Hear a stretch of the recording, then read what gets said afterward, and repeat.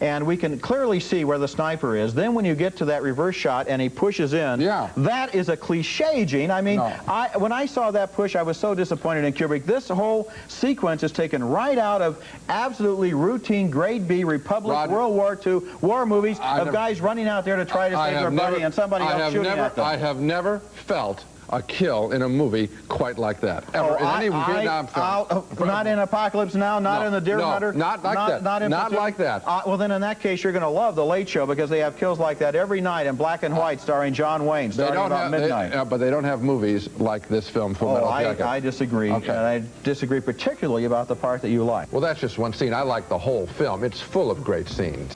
Hello, listening people. Hello. Hello, Bartek. How are you doing? I'm doing well, Ryan. How are you? Oh, I'm very excited. Like Australian icon Big Kev used to say, I'm excited.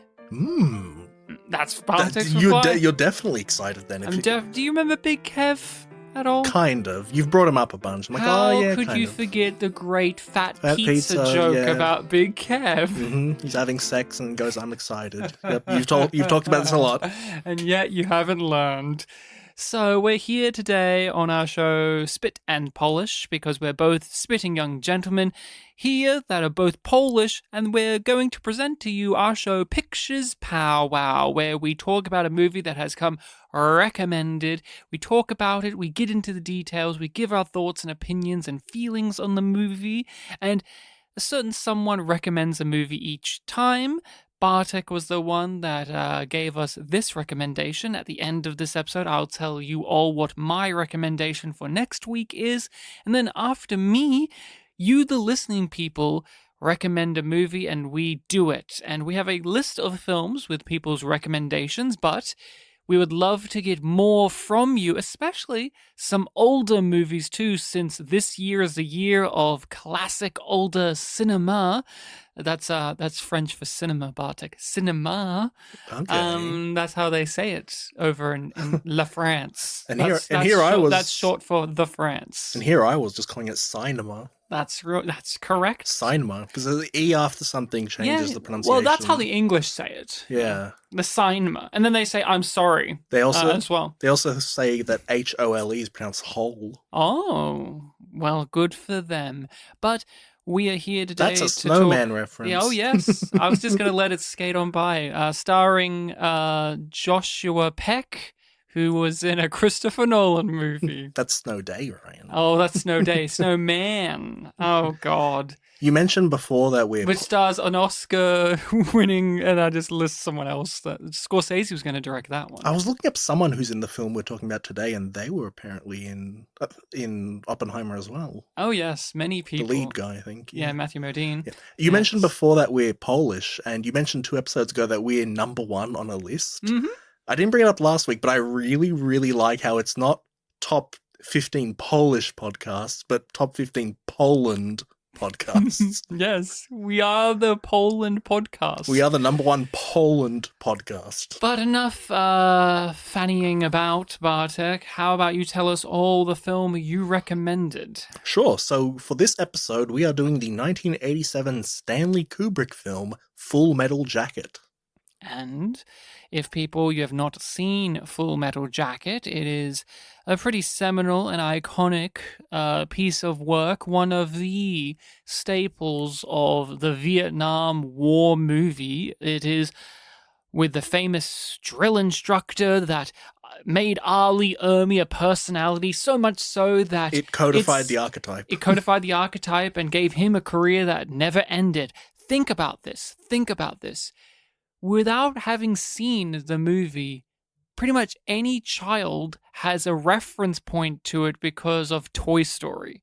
Because Ali Ermey is in Toy Story and he's basically doing his shtick. Yeah. He was in so many things doing that archetype that just anyone could have seen. Like his Toy Story.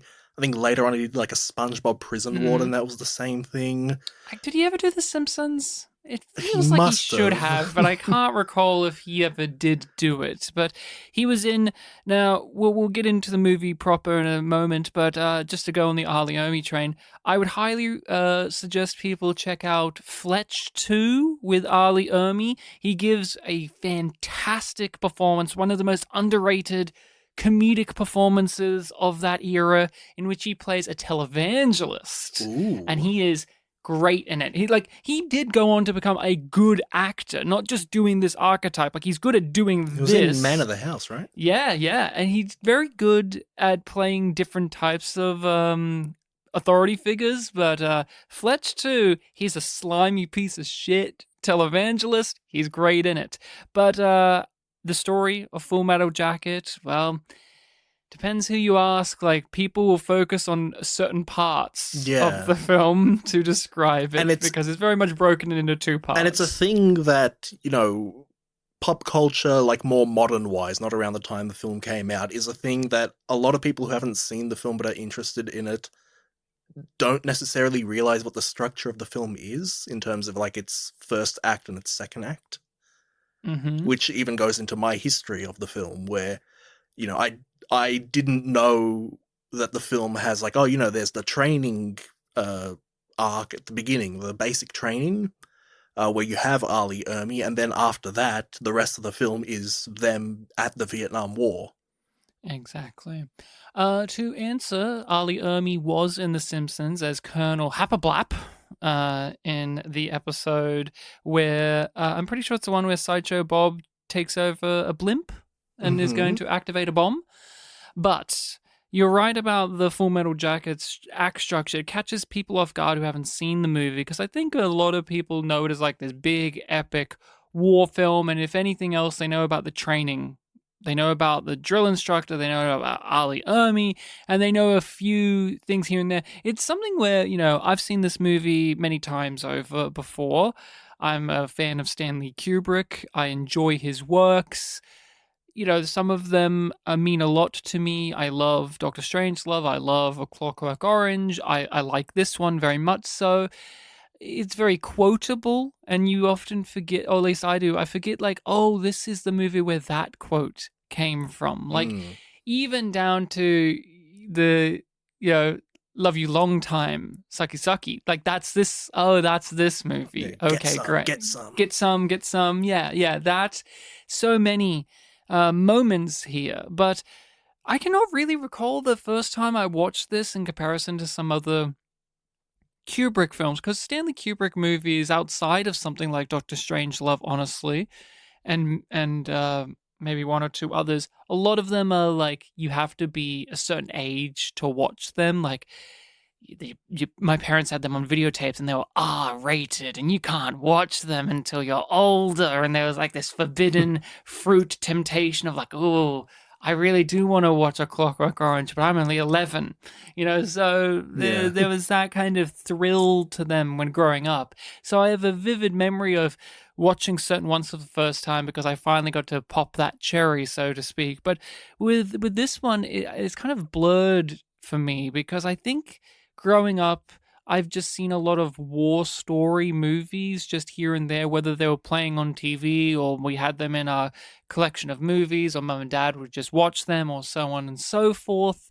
I have a bit of an affinity for war movies. I think that they're a specific type of story to tell, and there's that classic conversation nowadays where it's like, there's no such thing as an anti-war movie, because every time you tell a war story, it's kind of showing off coolness of war, and it's like, okay, it's similar with like anti-Nazi stuff that we talked about. Yeah, come back to me when you watch stuff like Stalker, or come and see all these like horrifying movies about like the repercussions of this thing and that thing, and like nightmares, and even this movie where it's like the ending of this movie is not upbeat. I mean, they sing an upbeat song, but the irony is very thick in the air.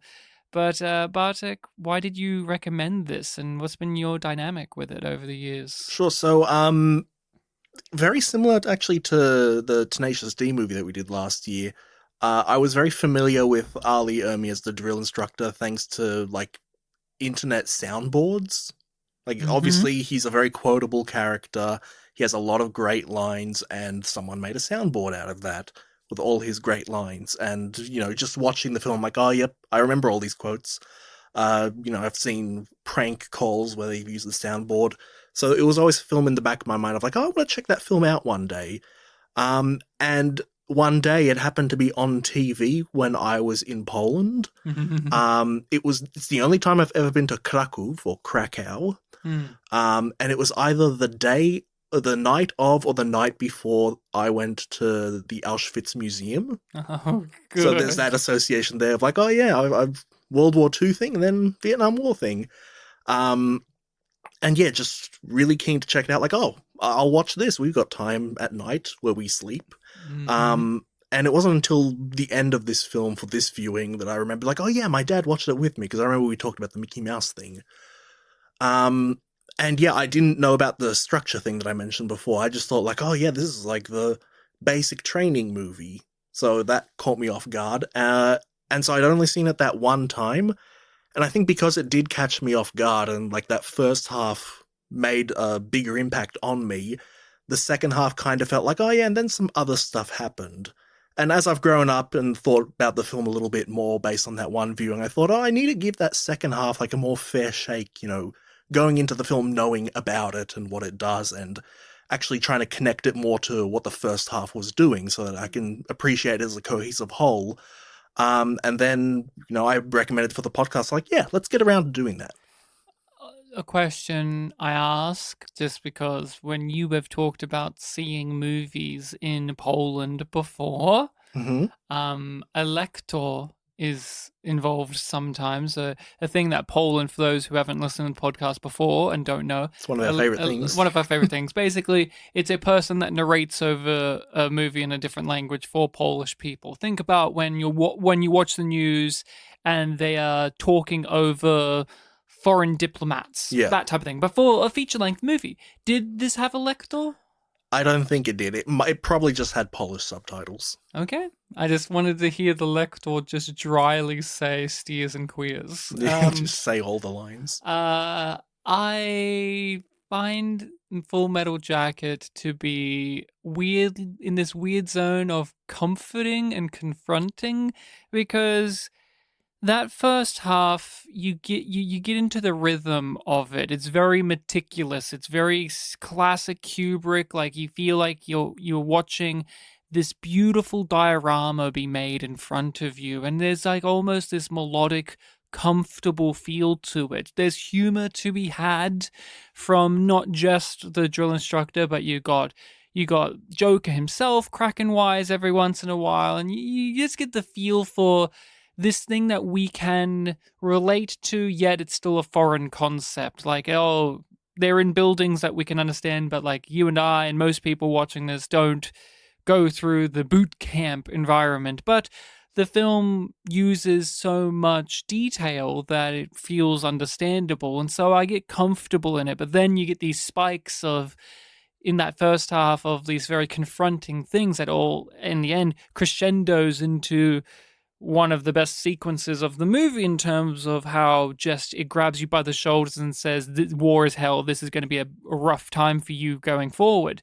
And then the second half of the movie, there's there's a lot more of the horrors of war, but it's presented in such a matter-of-fact way. So often there's just a casual brutality to everything, whether it's a get some scene or cut to the end where they're just standing over the sniper and just letting her bleed out and just calmly, with a little bit of edge, having a conversation about what they should do now, as there's this person just bleeding on the ground in front of child, basically. Like there's this individual and they're just dehumanizing. And so I find Full Metal Jacket to be that, where it has this great blend of tone to it, where it disarms you, diffuses you, so then it can just give you a good wallop in the face when it needs to. And I think that's one of its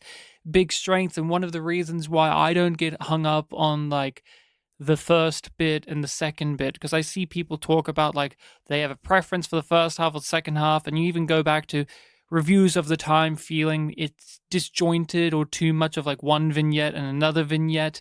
For me, that doesn't matter as much because I think tonally it's a nice tapestry that's weaved throughout the movie. And, seeing it again now with that in mind, there was a lot of great little contrasts between those two halves, both in terms of like, this thing from this half, might have been a bit lighter, but in this half, it's much darker. And it reminds me of a notion that I've heard a lot of military people talk about, which is, the whole point of the drill instructor is, you fight against, horrible people from your perspective in war, and you have the opinion of them like, oh yeah, they're not as scary as my old drill instructor though, he really dug that into me. And so the whole idea from this film is like that first half is these cadets being prepared for the second half. And in some ways, it was a successful thing. Like, oh yeah, this did prepare me for that. But in a lot of other ways, it did not. Mm-hmm. And that kind of fear of the kind of notion of like, oh, the thing that I feared the most was in the first half. You get that sense in the second half when they are so matter of fact about a lot of things. Like in the first half, I remember when Joker became the guy that was like mentoring Pyle, and he was speaking to him one-on-one in like such a soft tone of voice, like you have to do this and then do this. It was like such a huge like shock to me that like, oh, we have a moment where they're not shouting. Yes. It's not just all any line from Hartman, the drill instructor, and it's not them going, sir, yes, sir, in a really loud voice. And it's in the second half, there isn't as much of that because like, oh yeah, we're just talking to each other casually. But yeah, that first half, it front loads you, and it still has it throughout the yelling and the usual militarism, but then it does ease up on that, and there's lots of memorable, quieter scenes, like when they team up and beat the fuck out of Gomer Pyle with the soap and the towel. Yeah, the blanket party, I think people call it. Yeah, and obviously when we get to basically the end of the sequence of events where we're in that bathroom and our boy Vincent D'Onofrio's got a screw loose or two. We've got a classic Kubrick stare. We got one of the classic Kubrick stares. I remember yes, indeed. I remember when that happened. I'm like, oh, he's doing the Kubrick stare. I'm like, oh yeah, it's a Kubrick film. Yes, it is a Kubrick movie.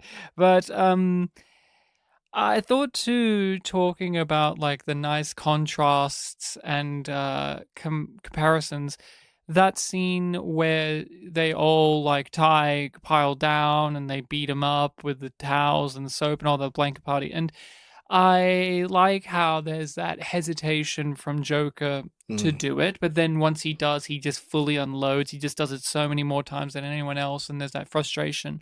And then there's the guilt he feels when he's laying in the bed and he can't stand to hear the crying out of pain.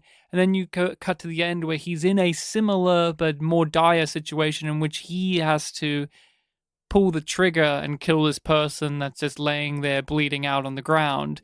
And you see him do it, but it's a lot more of a slow, solemn, you see him absorbing in all of this guilt and grief and regret and horror, and it just starts to harden him.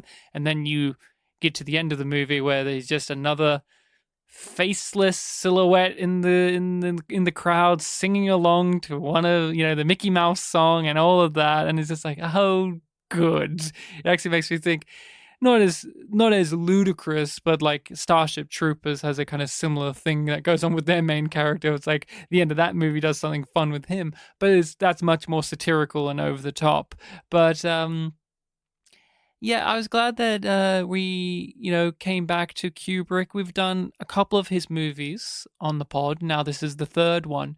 And something that really stands out to me each time I watch a Stanley Kubrick movie is noticing the tricks of the trade he keeps building upon himself, because we at this point know the famous Kubrick stuff, like the Kubrick stare and like how he would frame a shot and the famous breaking the 180-degree rule in The Shining and so on and so forth. But when you actually look at his work and you think about them in chronological order, there's these little things he's like, oh, he's using that thing from this movie, but he's like, he's learned from that and he's amplifying it. So what I mean, like, for instance, the scene in which like one of them gets like shot down like in the back half of the movie by the sniper. I think it's during the sniper scene, but there's one of these scenes where we have the camera following the troops as they're like moving forward and getting cover and moving forward and getting cover, and it's like the camera itself is one of the troops that's getting on the ground. Very similar to the Doctor Strangelove sequence in which the soldiers are trying to get into the military base and take it back from the insane General Ripper. Yeah. And it's like, if you look at those two sequences, one's in black and white and it's got like a less handheld feel to it because of the limitations of the time, but also like that's one of his first attempts of doing that style. And then you cut to, you know, a decade or two later with Full Metal Jacket here, and you just see like, oh, it's the same idea, but 2.5 decades, I think. Yeah, it's like 63, 87. Yeah, it's the same idea, same type of sequence, but visually it's improved, but also the tone of it's different. Like that scene in Doctor Strangelove, like it's a bare bones, like here are the soldiers taking back the base, but that movie's a comedy. So you're not looking at that gritty scene as a gritty piece of filmmaking. But when you basically port it over to another piece of work where the context is different, now that sequence feels much more bare bones and like guerrilla filmmaking approach, and yet they're kind of the same moment in the films that he's made. But I just wanted to point that out because we've covered now 3 of them and they're distinctly different movies to one another, and yet they're made by the same filmmaker who has a very specific style. So what do you think about just that? Like reflecting back on the Kubricks we've done and just thinking about it too, we have gone in a progression of chronology, like in terms of like Doctor Strangelove was the first one we did, right? No, was that the second? Shining was the first. Shining was very early Pictures Powwow. Okay, so it was like right after you got married. Oh wow! For some reason, I thought we did Doctor Strangelove first. But yeah, what do you think about Kubrick's growth and tendencies as a filmmaker, and when it comes to this movie? No, I wish I could remember that sequence you were describing because that's always a really fun thing to see. I know that we've had that before with Alfonso Cuarón, because we've done Prisoner of Azkaban and Children of Men, and both of them have like the one camera shot thing, and it's like much grander in the later one. Yes, it's always fun to see things like that. Yeah, but what do you think about Kubrick as a touch base in terms of him as a filmmaker and what you've seen of his work over the years, and how does it feel when it comes to his style and approach with this material? Yeah, I'm realizing now that I've only rewatched his films for this podcast. I've like never seen one on my own, like twice, I don't think. So yeah, a lot of examples I can't really grab onto, but it is really cool to see. Yes, because he's cold. He's considered a very cold, clinical, precise filmmaker. Did a million different takes to get it right. There's always that trivia point that like everyone points out. Like he never lets anyone improvise except for Ali Ermey. And even then, that's not true. Yeah.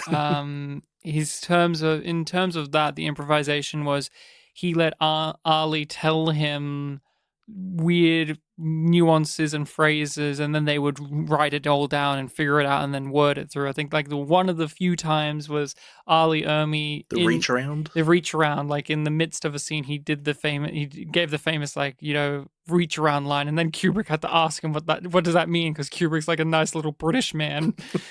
And he's like, is he actually British? Kubrick? Wasn't he British? I always thought he was, but then I looked it up and it said he was born in America, so... I don't, you know what? I always thought he was British too, but... And then he lived there for a while and had to run away because of A Clockwork Orange. Didn't help him. Yeah, oh yeah, Manhattan, I guess. I always thought it was, yeah, but... I always did too. He always traveled around, and he did die in England, but, yeah, because... But... what do you want to talk about with Full Metal Jacket? I guess what stood out to you on this watch through that you haven't mentioned already?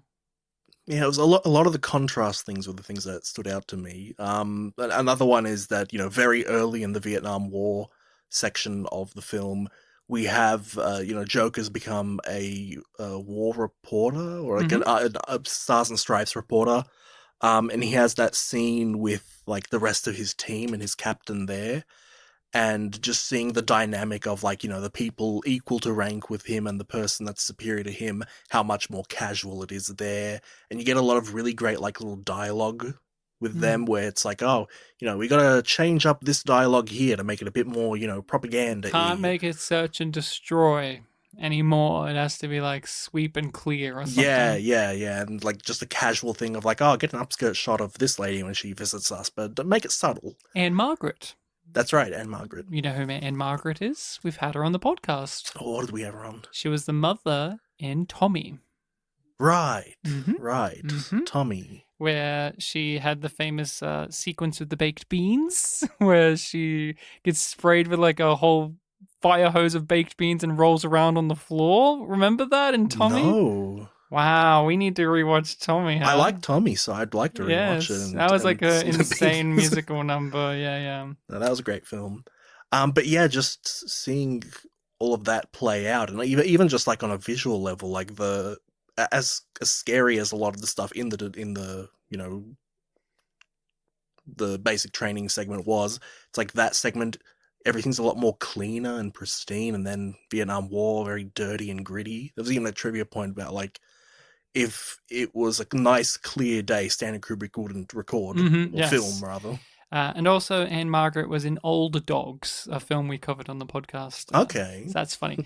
But I had a chuckle because I'm like, oh, we know Anne Margaret. We've had her on the podcast before. But yeah, there's I really like that too in terms of when we do cut to the Vietnam stuff, they're comfortable. Like Joker and his friend, was it Rafter Man? Yeah. They're both like comfortable and they're itching to get out there and get into the thick of it. But Joker, he says he wants that, but he doesn't actually want it. Like there's a thing there with him. Like that's his character, right? Like he's ironic. He has Born to Kill on his helmet, but then he has the peace badge, and it's like, oh, he's in this in-between place and of when like sincerity and insincerity. And when he's actually questioned on it, he's like, I think I was going for this pretentious thing. Yes, he's just a bullshit artist. And then, kind of like with the film last week that we covered, when push comes to shove, they are forced to actually no longer be this complacent person. Where do they fall? And I really liked in those sequences when they're at the Stars and Stripes office and the boss is talking to them and he's just being a snarky little prick, and you just see the rest of the team really enjoys Joker being there, but the boss guys are so sick of it. And you just have like, hey, I know where I need to be, in the rear with the gear. Something I appreciated too on this watch was the transitions, the fades, the dissolves from scene to scene.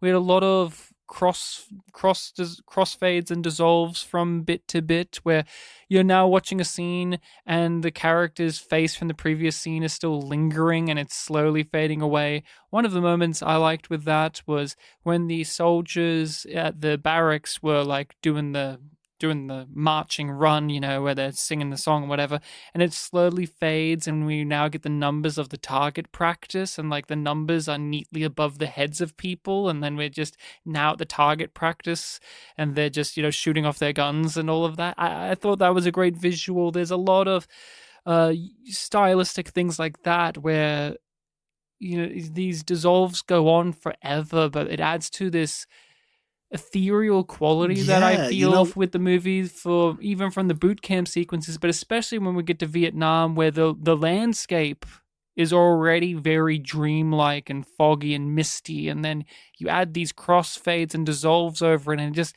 amplifies that sense of you're in this almost like dusk-like environment or dream-like state. Now that you mention it, it's not something that I consciously was thinking about, but thinking back on the whole boot camp segment of the film, it does feel like it was told in like a montage format. Mm-hmm. But when you're actually watching it, the scenes are very distinct.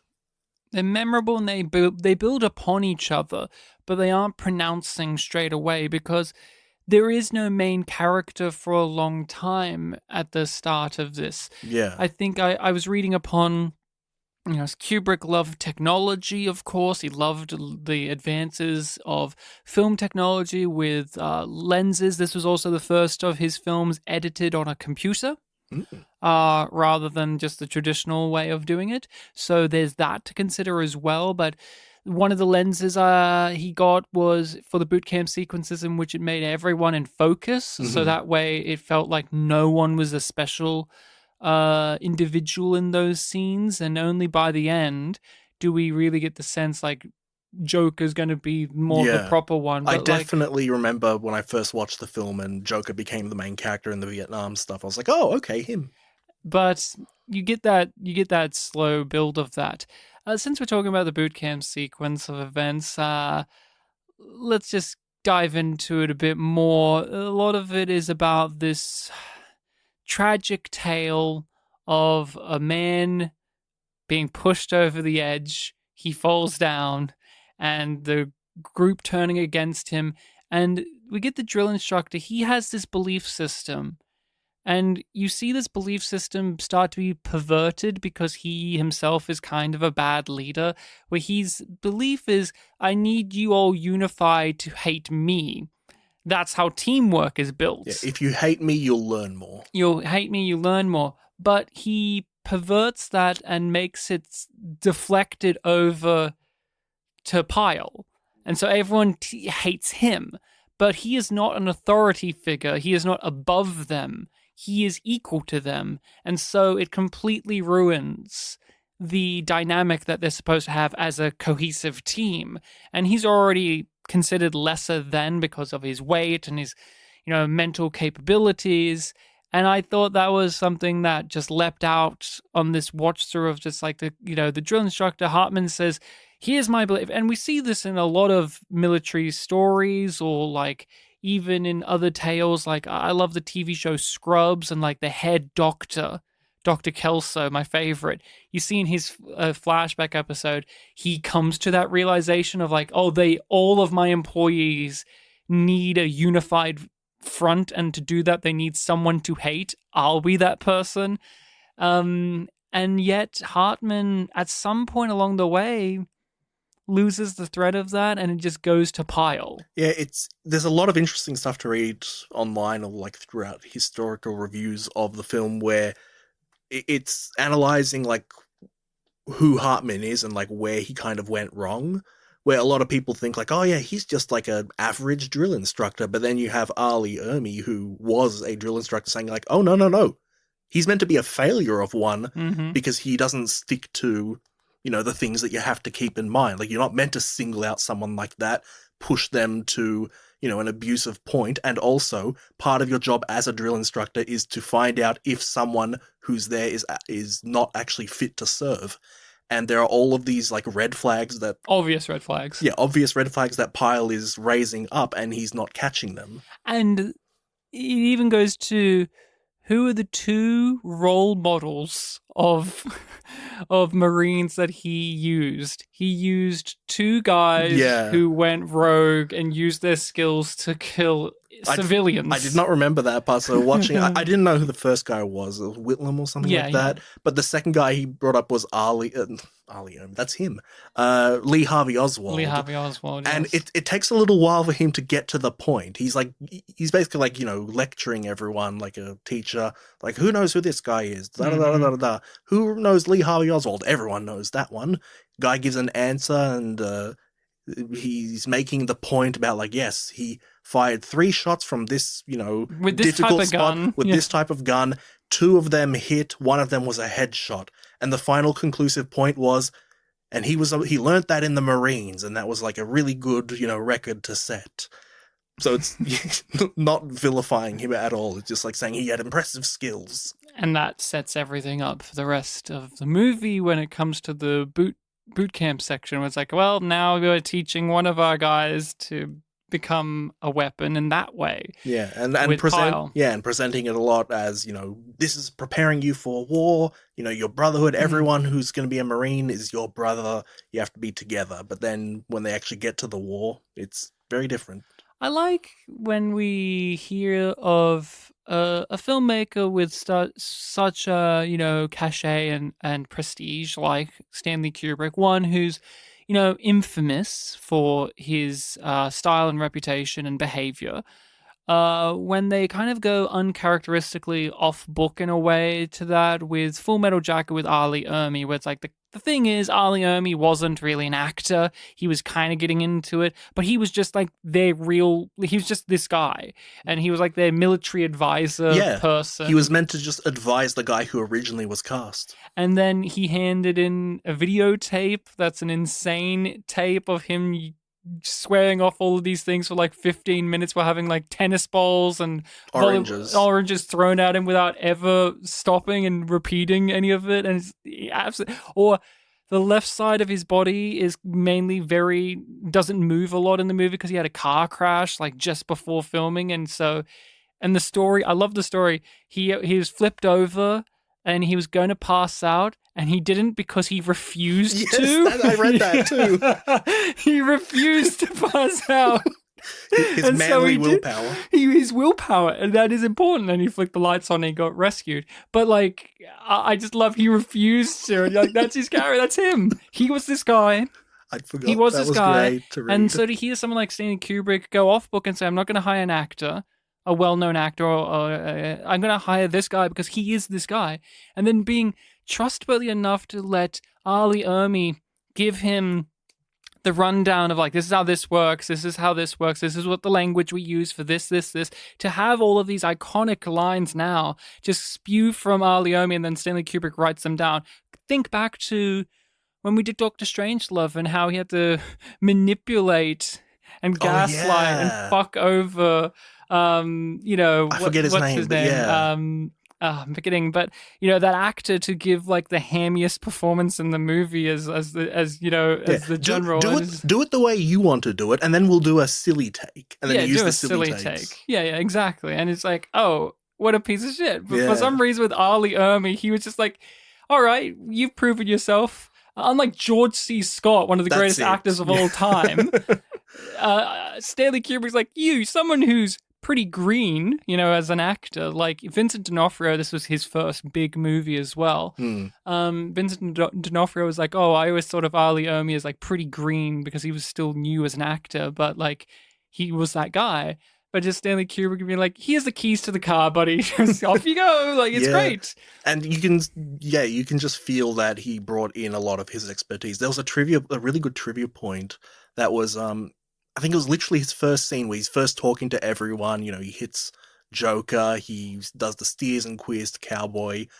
One of the trivia points pointed out that for many years, people pointed out like, why did he do that thing where after Cowboy, he went to Pile, but he like skipped over someone, and they were saying like, he wouldn't have skipped over someone. Why would he go straight there? It must have been an error in the blocking. Yeah. Someone pointed out like, maybe Pile was originally meant to be next to Cowboy, and like that changed.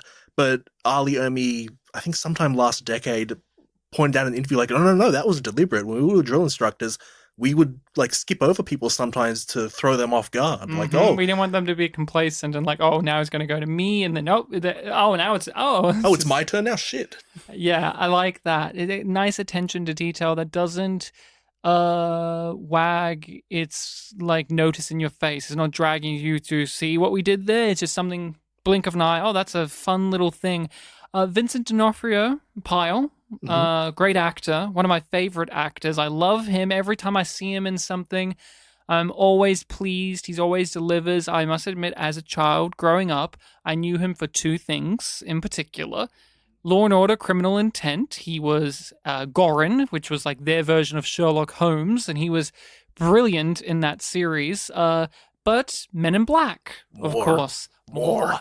As the Cockroach Man. I loved him in Men in Black as a child. I thought he was fantastic and creepy and disgusting. And I just love his line delivery of when he wants more sugar. More. Fantastic. But he is one of those actors where he always comes in, he has an intensity to him. He can be funny. He can be humorous. He changes physically quite a lot as well. Like sometimes he's got the record, right?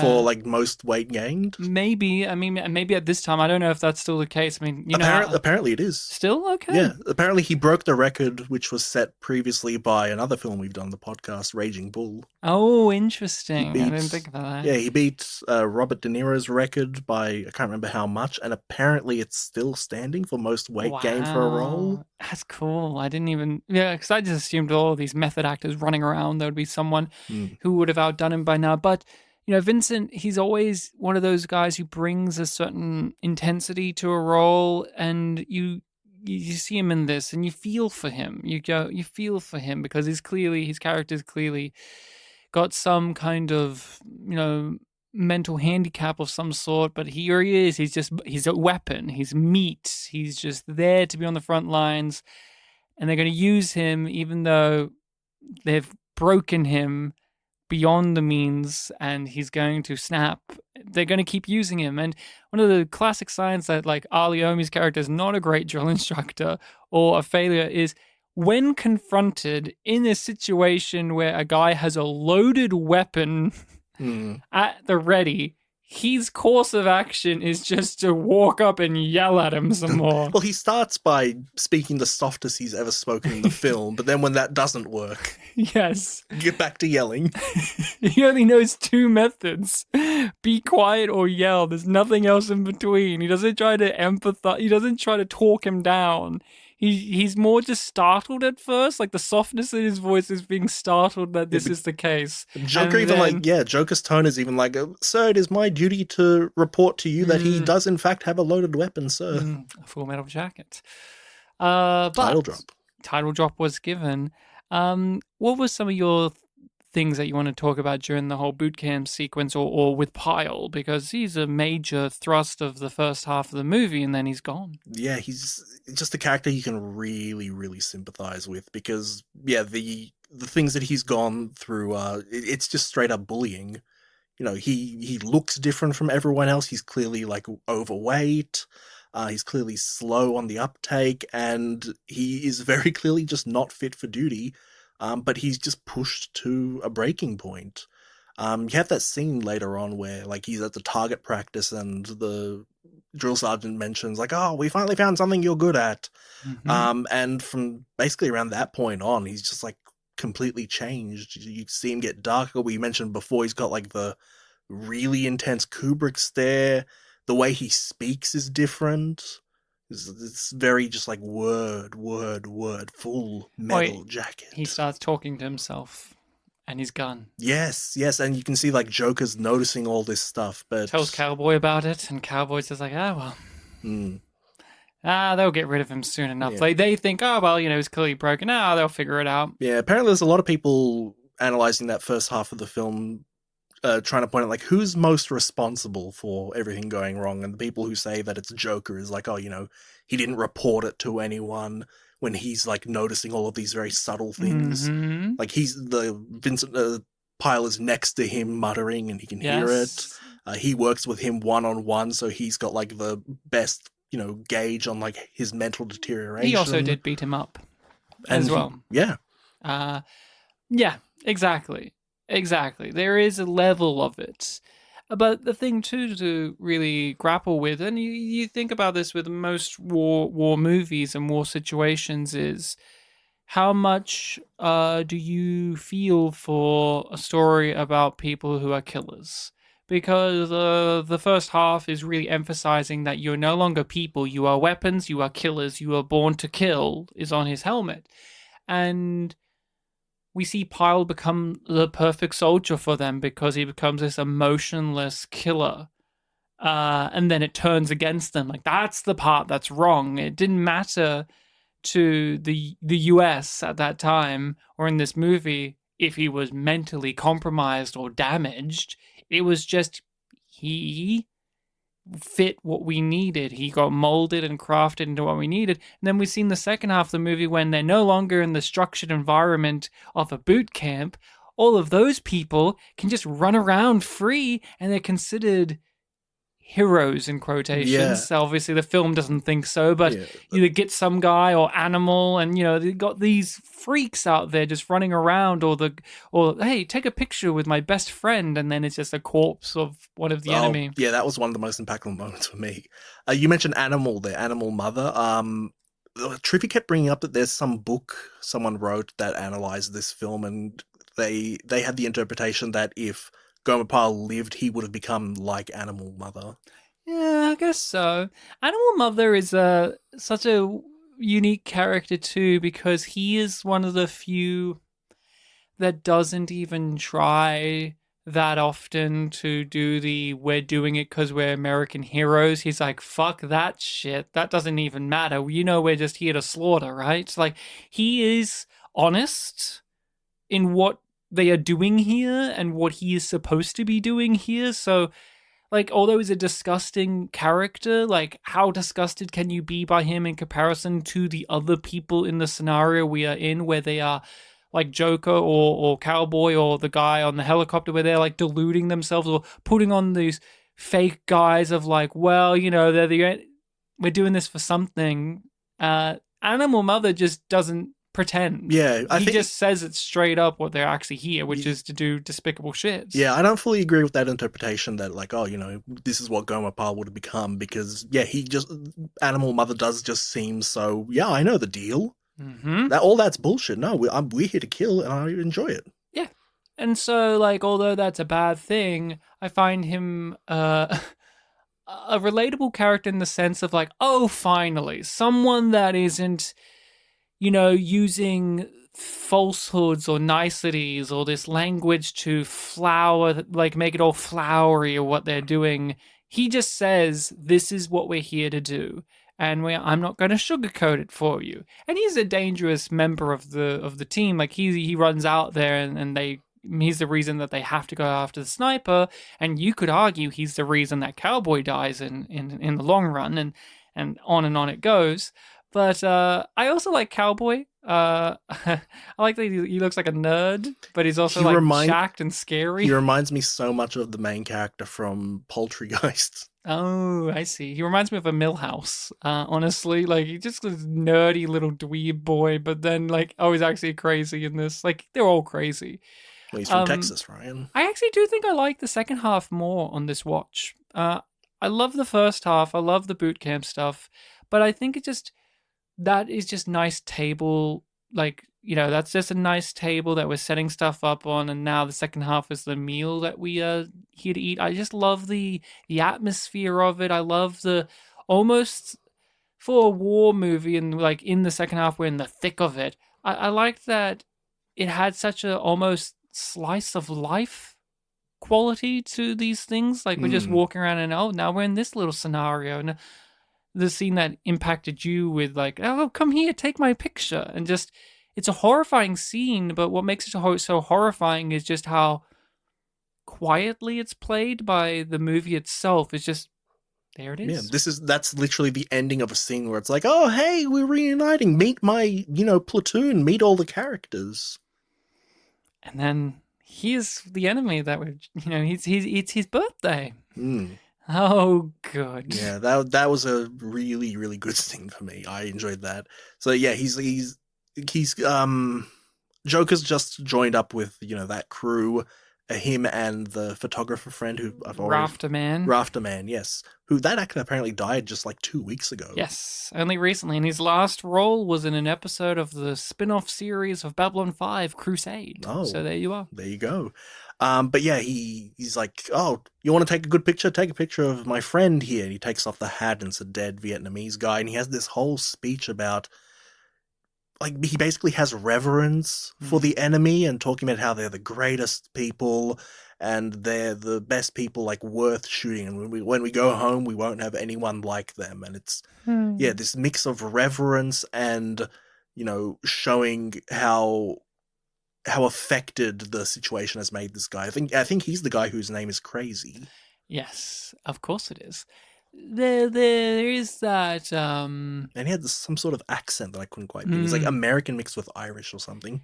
A lot of the crew that we see in the story in Vietnam are either people who are apathetically there, like the Stars and Stripes people, like the boss who's like, I just want to be in the back. I don't really give a shit. We're here to do propaganda. That I'm keeping my, I'm keeping out of trouble. You got that to an extent with Joker, where he's like that a bit, but he also wants to get a taste of the action, and then he doesn't like it when he gets a taste of the action. And then you get everyone else who are psychopaths who have found a method of being validated and being allowed and given permission to kill.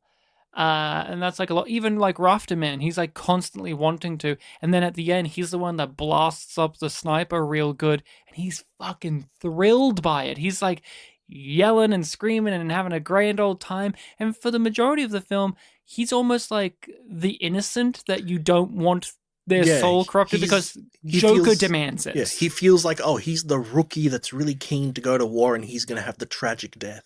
But that's only because Joker is putting that narrative on this character. He's like, no, you don't want this. You don't. He's being parentalist. But then when push comes to shove, we see who that character actually is, and he's just another fucking psychopath.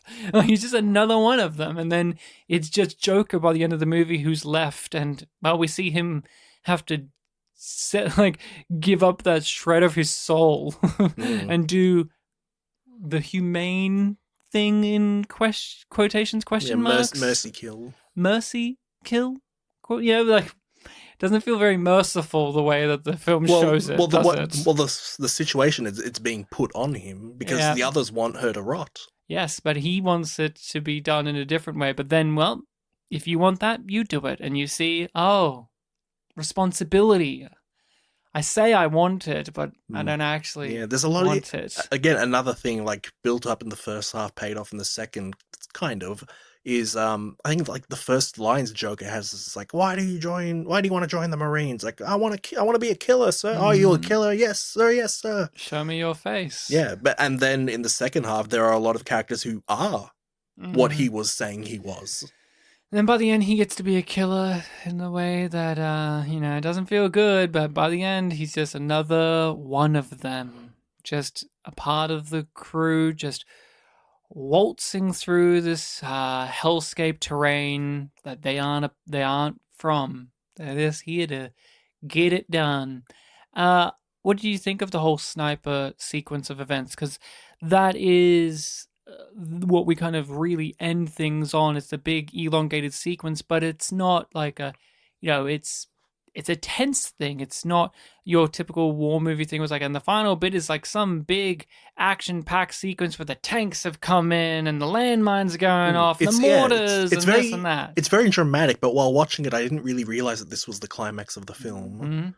Yeah, very intense. I mainly remembered like the ending part of it, like, when they're in the building itself. I'd forgotten a lot of the outdoor stuff from back when I first watched it, and yeah, it's the characters like being hit by reality, because for so much of that, that second half of the film, they're talking about how like, they're not grateful for us being here when we have all the power, we have the capability of doing everything. But all of a sudden, they've made a mistake. They're in a place where they're not meant to be. One of them goes, again, somewhere else that they're not meant to be, and the crew does not want to leave them behind. And so, and the characters are acknowledging, like, this is clearly an ambush. They're gonna pick us off one by one. And yeah, three of them end up dead by the end. Yes. But they just don't have the sense to give up or wait for help. They do fall for the ambush that one of them has warned them about, and it shows that like, they've kind of been blinded by their bravado. Even when leadership, the chain of command is enforced, it's not able to be enforced because it is just an illusion. The guy, cowboy says, I'm in charge, that's a direct order. It doesn't matter because Animal has a big gun and a lot of emotions, and he's just going to go out there, and the others are going to want to go follow him because they're angry and they're bitter and they want the blood. The thing that's beautiful about the sniper sequence is it also just reinforces what the Vietnam War was like as well, in comparison to war depicted in media, like the Second World War. It's not just, or tanks and guns and big fights and punching. It was a dirty war. It was like a nasty and quiet and bitter, and all of these little booby traps and snipers, and it wasn't what the Americans in particular had put as the narrative of what war was previously, where we're the noble heroes and we go in and it's the boom boom, and what we see of many characters' false narrative and propaganda of what war is. Well, Vietnam, as we know, is one of the most horrible wars. One of the ones where it's like, oh, people shouldn't have been there in the first place doing what they were doing, and Agent Orange and this and that, and so many movies kept coming back to, and media. We've done a few Vietnam things, like Vietnam War Story on the Mystery Box, where it went through true life story accounts of Vietnam stories, and just like a lot of them kept coming back to like the horrors of that war were how just not fair play. That idea that war is noble and fair and there's rules. Yeah. And just how Vietnam really broke that facade for the world, even though it didn't exist in the first place. But it was a facade that many people believed in. Yeah, and some of the, we only watched 3 episodes of Vietnam War Story, but some of the things that they were doing there, this film also did. So I recommend Full Metal Jacket. I think if you have not watched Full Metal Jacket, come on.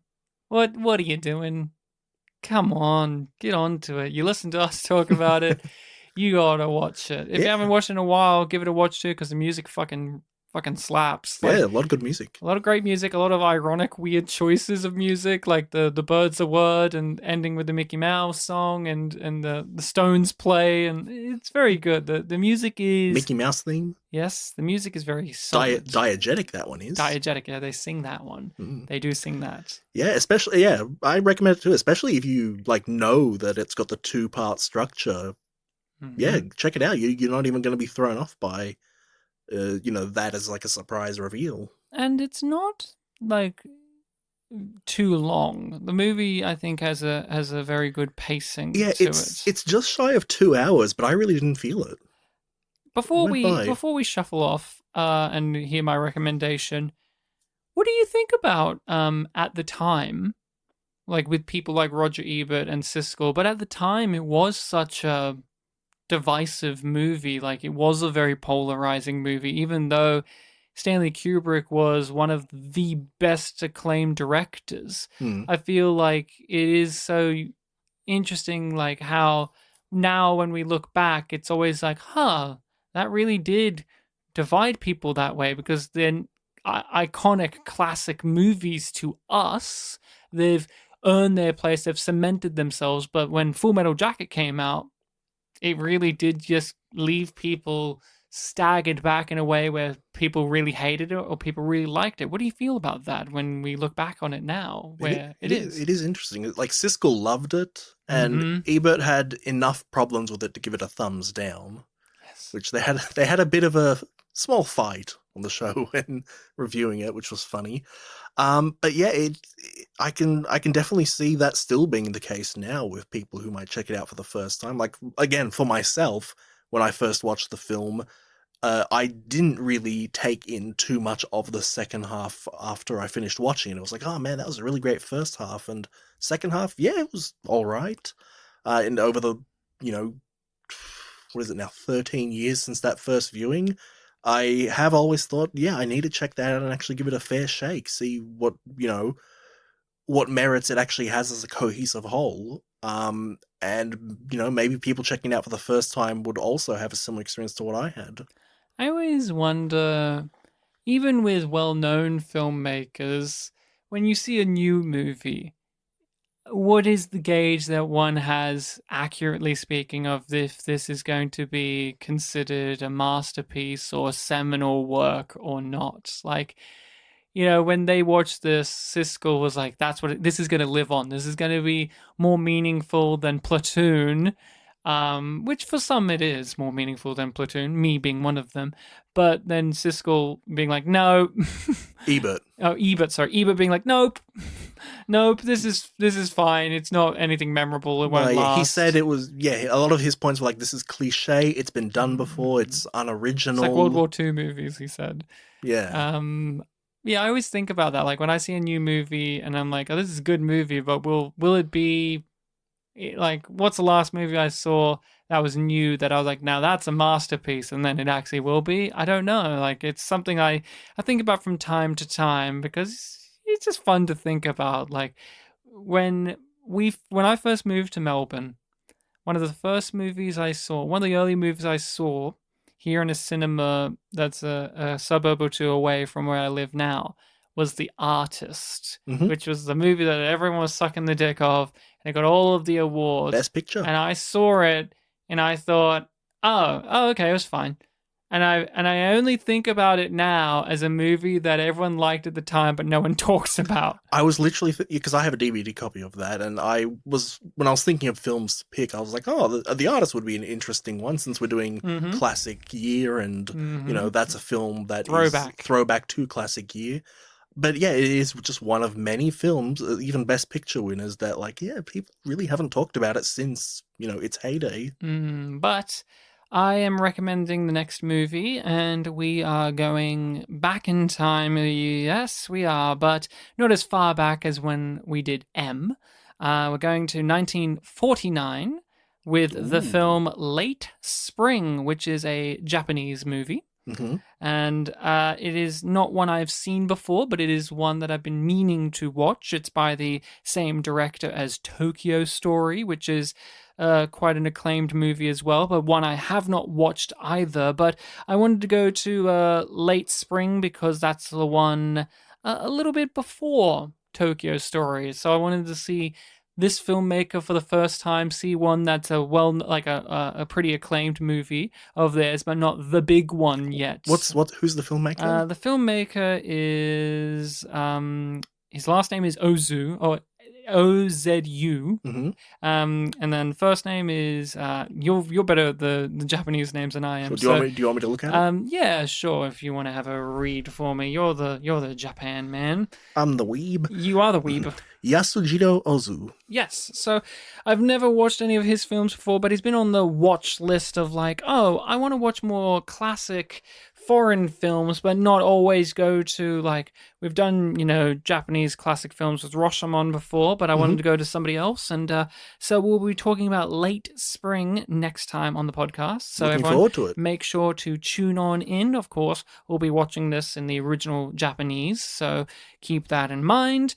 I'm not too sure where it is to find, but it is a classic, well-known movie, so I'm sure it will be floating around there somewhere. Yeah, look at archive.org. It has a criterion, so it must be something of note.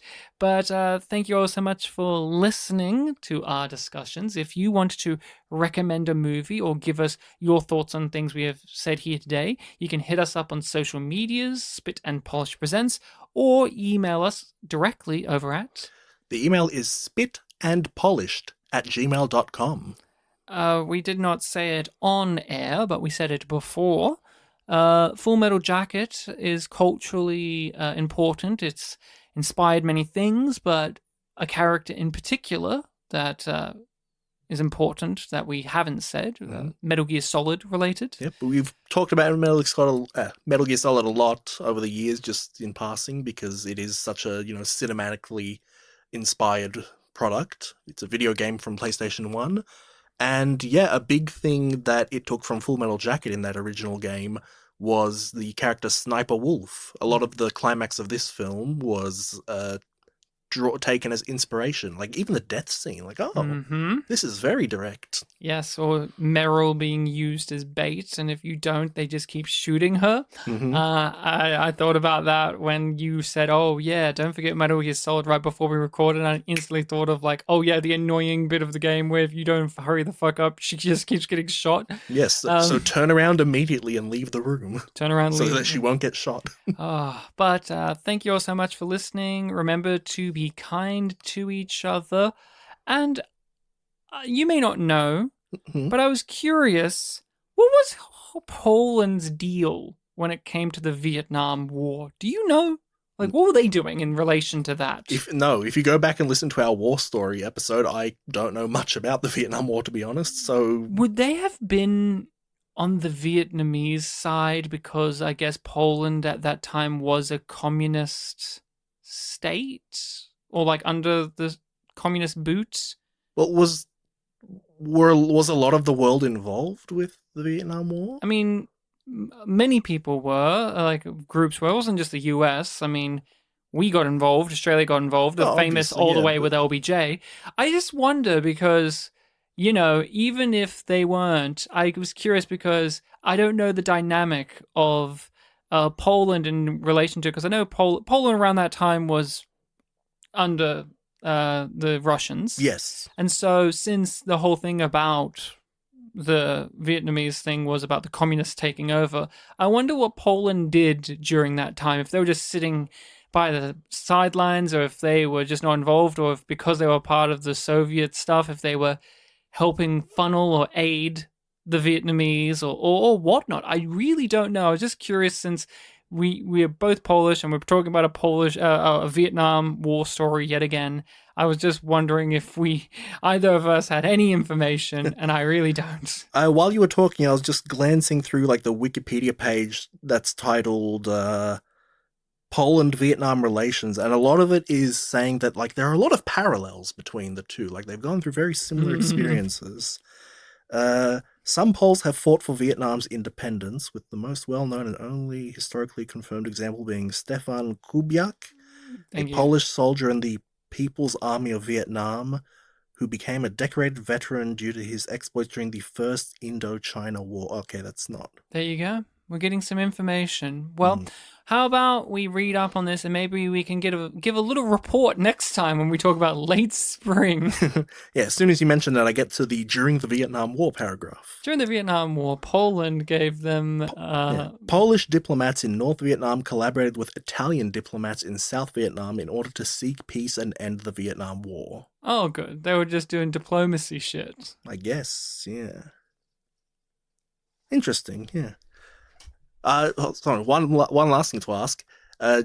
During the credits of Full Metal Jacket, did it seem weird to you? I know that it was normal at the time that he was credited as Lee Ermey. It was missing the R. Yeah, I didn't think about it. I mean, it is when watching interviews because I watched interviews with the cast, they all called him Lee. They were like, oh, Lee. And I checked on his Wikipedia page, like he was credited as Lee Ermey in a lot of his earliest work. Yeah, I wonder why the R happened. Yeah, but it's like such an iconic thing of his name that it's like, oh, it's missing. Before wrapping up, people, I do have another podcast, Yum Yum Podcast, and I had interviews with cast members from Space Above and Beyond, and each one of them had a unique, great, fascinating story about working with R. Lee Ermey because he's in the pilot of that series. Bartek, I actually gave you Space Above and Beyond. Maybe this would be a great motivation to check it out because R. Lee Ermey's in the TV movie pilot as their drill instructor, and each cast member and co-creator of the show had some unique story about hanging out with him. One of them went golfing with him a bunch because they shot the pilot here in Australia. So R. Lee Ermey was here in Australia. They went surfing and golfing. One of them, one of the cast members admitted that R. Lee Ermey was a pothead. So him and Ali shared a joint together. So I don't usually always plug the other podcasts, but if you're interested to hear some fascinating tidbits about R. Lee Ermey as a person, that isn't just the things you always hear about, head on over to my other podcast and listen to those interviews. Each one of them talked about R. Lee Ermey at some point and like how they worked with him on that, and just got to hear all of these fascinating stories of his life. I got to see him just be a dude.